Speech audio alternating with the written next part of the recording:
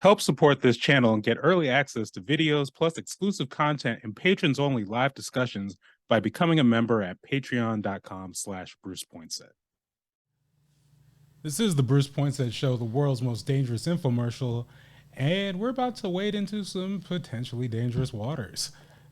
So, big news a few weeks ago that Phil Knight, or Phil and Penny Knight, but you may have heard of Phil before, owner, founder of Nike, multi, was he $45 billion, something like that. He has a lot of money, carries a lot of political influence throughout Oregon. Mm-hmm. He recently donated $400 million to the 1803 project led by Rukiah Adams. Shout out Rukiah. Mm-hmm. And basically towards this project, which is designed to specifically like reinvigorate Black Albina, serve the Black community who's displaced in Albina. Mm-hmm. So that news was met with mixed reviews. Yeah.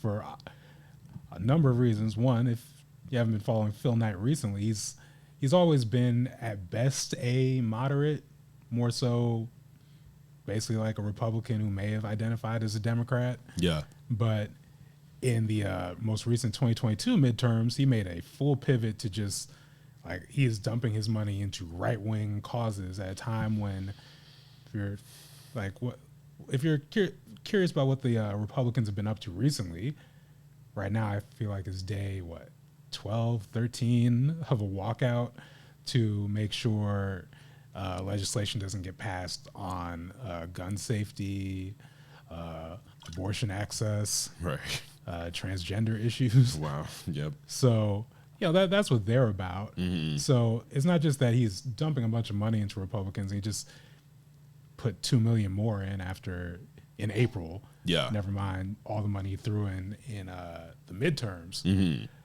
But it's at a time where extremism is high, where a lot of Republican candidates align with overt white supremacist organizations and movements. Absolutely. Like this week in another interview, we just talked about how Wallowa County in Eastern Oregon voted for further consideration to become part of Greater Idaho, my hometown. Yeah. Translation. White Utopia. White Utopia. So again, when we talk about Phil Knight supporting Republicans, it's not just this innocuous, vague, he wants to see something different happen. No, he is supporting white supremacy. Yeah, he's supporting those people. Yes.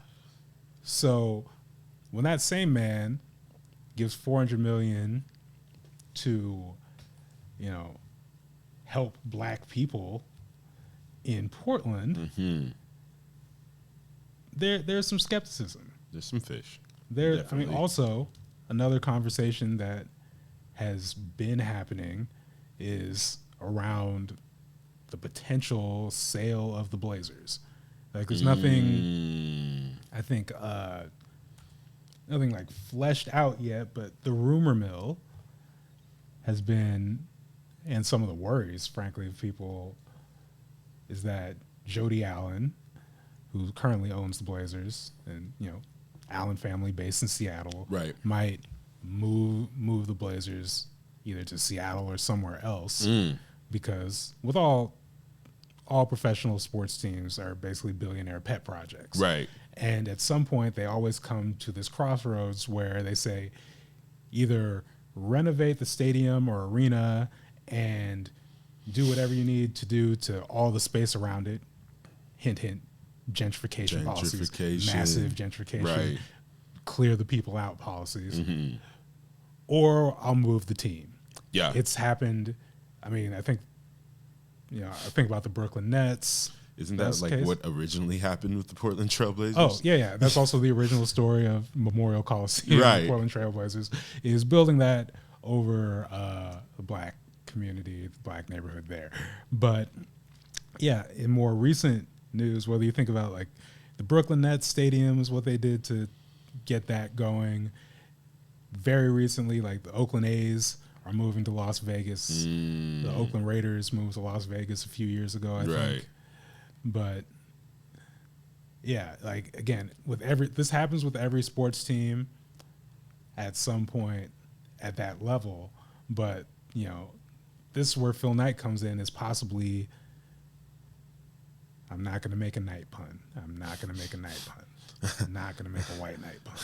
Anyways, where Phil Knight comes in and says, I, as someone who grew up in Portland and want to see where I grew up be revitalized, and I want to help the black community, gets to say not just what I like to buy the Blazers and keep them here, but also I would like to reinvigorate, reinvest, revitalize the Rose Quarter.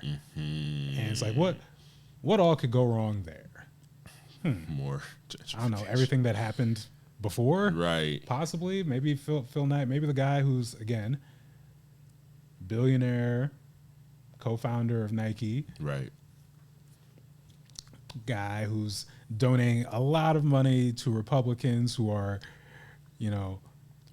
not just dabbling, but full on cozying up to extremism. Yeah. Why would we have that guy, fueling the revitalization of a historic black Portland neighborhood? That said, there's a deeper thing here because with Phil Knight and Nike, specifically Nike, a pretty well-known, I call it a well-known secret, whatever you want to call it, is that Nike has been funding and like doing a lot to like keep a lot of nonprofits that do generally good work afloat for decades. Yeah. Like not because they're a benevolent, wonderful company. Let's be clear. It's because one, it's just in donations. Yeah, get your money somewhere. Right. But two, a lot of people doing great work, a lot of organizations doing great work in Black Portland are also just faced with massive divestment and years of like a culture of divestment. I mean, it's been aggressive, especially recently when you have, I believe there was 500,000 that was pulled from basically like the big five community organizations like Urban League, Latino Network, NEA, Apano, basically like who's the biggest organization that serves this culturally specific group? Screw them, we're pulling the money from the city council. Let's get the money away. And then they tried to do the same thing with the Reimagine Oregon, and a specific black-led organization around justice and police accountability. And they only reversed their decision at the last minute, basically because the media coverage was so bad that they were forced to change course. Yeah. So you have that at the city council.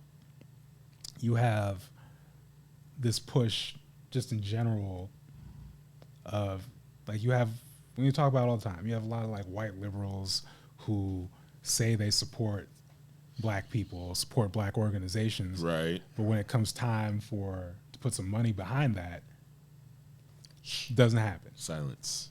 Complete So quietness. When you have these organizations, again, who are doing important work, feeding people, creating opportunities, extracurricular opportunities for youth, and when there's no money coming in anywhere else and Nike is the one who's stepping up to support you, what's going to happen? You're going to have a little bit more of an affinity for Nike. You're going to feel a little bit more inclined, like if Nike does something bad or Phil Knight does something bad, not to really speak on it. Right. So when we look at this, I think the natural question that comes is like, is Phil Knight buying people's silence? And I feel, it's interesting because, we shouted out Rakaya earlier, and a lot of the articles about this have really leaned into her as a board member of Albina Vision Trust. Full transparency, I've worked with Albina Vision Trust I like them. Like I'll just be, honest with you watching. Like I really do trust, no pun intended, but the people in those leadership positions there. Now, when we talk about 1803, the organization that they donated to, I was reading an article in, I believe, the Portland Business Journal. I tried to pull it back up, but yeah, when I refreshed, I guess I'd gone through my one free reading and it's vanished. Yeah, do what you got to. But they did list out the other board members, and they talked about. God, now I'm forgetting his name, but Larry. I'm talking about Larry. Larry Miller. Oh yeah. Yeah, I've heard the name. Long time worked with the Blazers, worked with Nike, big face. Talk about was it Tony Hobson, SEI? It's sort of like some of these like bigger names or people associated with bigger black organizations that people know. Right. I bring up SEI specifically because when we're talking about funding or lack thereof, a thing that often happens with especially black serving organizations is we are pitted against each other in all the things. And even though it could be a small, like 2 to 3 people operation, they might find themselves competing with SEI. Right. And losing. Yes. Oh, every single time. No shade to SEI. They're doing what they're supposed to do. But when we are pitted against each other for already stress, strain funding, that, again, facilitates more division, more stress, more anxiety. More problems. So now when we look at this, because in that same Business Journal article, they also talked about how their goal is to get to like 800 billion or 800 million to $1 billion. Yeah. So, 400 million is a good start. Great but start. There's more to be done. And I don't even like balk at that number in terms of like, if you're truly trying to revitalize like Black Albina and you're trying to like be serious about it, that's going to cost a lot of money. Oh, so much. I don't doubt that. Right. But again, let's say whether or not Phil Knight is actually planning to try and buy the Blazers and, the Lloyd district, that remains to be seen. But we do know what he's doing in terms of like Republican politics at a very like gross time for Oregon Republicans, which is saying something because Oregon Republicans. Yeah. And I have noticed people who might otherwise talk about Phil Knight and some of these stories that have since come out since donation announcement, I don't see it. They gotten quiet on this. I don't want to accuse anyone of anything. I'm just, because I'm not saying, Phil Knight went to their houses and said, shush. Yeah. And here's the money. Like, no. It's more so of it's like an unspoken thing. Again, because when you can't find the money anywhere else to do this work that's important, and the only one providing it is this person, you don't have to make any explicit deal to kind of like get the message of like, I'm gonna leave you alone. I'm not gonna talk about your business. The bullet has to be bitten. Yet this is not a actually, let me bring it back. In the spaces of nonprofits, the other kind of like well-known secret is a lot of the people who donate big sums of money are not great people. Yeah. So like Phil Knight is not special in that regard. It's not new. And a lot of people have to make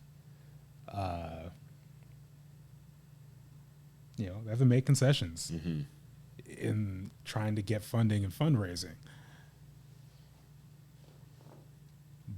But I just want to reiterate, especially for those of us who are not a part of 1803. Yeah. Not like Phil Knight, if you're watching and you like to discuss a price to buy me off, I'll entertain the discussion. I'm kind of curious at what my silence would be valued How at much this it's worth. point.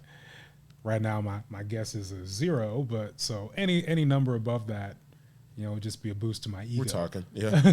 But that said, I want to be hopeful that we can be in a world where we can do both things. Mm-hmm. Like I saw a lot of people when the announcement was made do something that was actually I like in terms of really elevating and letting people who don't know Rakai's story, telling them about that and talking about, look at this person secured a historic investment. Right. Like this person did a big thing. Like fundraising is such an important part of so much of the work that a lot of people are doing. Either. And we need to lift that up. That said, I want to believe we can exist in a world where we can do both. Yeah. Where we can talk about how important fundraising is and lift up the people in the community who are having these huge wins, but also without having to, especially when, again, we're not even financial partners of this and we're not part of the process. Right. I want it to be where we feel this unspoken rule to be silent about this and say, I guess, you know what, Phil Knight runs us right now, and that's fine. We can talk about anything else, but leave not Phil alone. Let's leave Phil out of it. When you do that, that gives a man who already has more power than he will ever need, and everyone running behind him, especially right now, these greater Idaho Republicans, like, we can't unknowingly or for good intentions of this other thing give them cover. Right. So I'm just gonna, the bigger question, as so many of these are, is like, how do we make this money work? How do we really, get the power so that we're not dependent on these people? Yeah. Like that, and I wish I had an answer for that. And if I did, like I love the numbers, love working with you, Ado, but I wouldn't be here. Yeah. I would be on tour. Yeah, no. And then I would retire because I would make a lot of money with the answer to that question. So I just want people, again, we're in a situation of mass divestment. Mm-hmm. And I support a lot of people, generous, supportive people who, like, on a small scale are actually doing what they can with, like, the disposable income they can to, like, support people. And I love that. I want to see more. But how many of us, like, if we pulled all our resources, how not close are we going to be to $45 million or $45 billion? Right. Like, we're talking about power here. Yeah, that's some real coin. And we just got to, again, I wish I had a more concrete answer, solution to solve the problem. But we got to keep power in mind. Don't let go of our leverage in the short term. Mm-hmm. And we can do all these things, like people secure donations, or people in community with people who secure donations and continue to push regardless. Yeah. And we can keep doing that. So if you're out there and you're like, and you've kind of, like, again, taken on this unspoken thing of, well, I guess we're going to leave. Actually, some of it's leave Phil Knight alone. Some of it, I think the thing that really got me was people like, yes, Phil Knight should be the one to, like, who are really, like, getting behind, like, Phil Knight should be the one to lead this charge. And we finally got the right person here. And it was like, ew. So don't do that. Don't do that. We can do both things. Yeah, we can do both.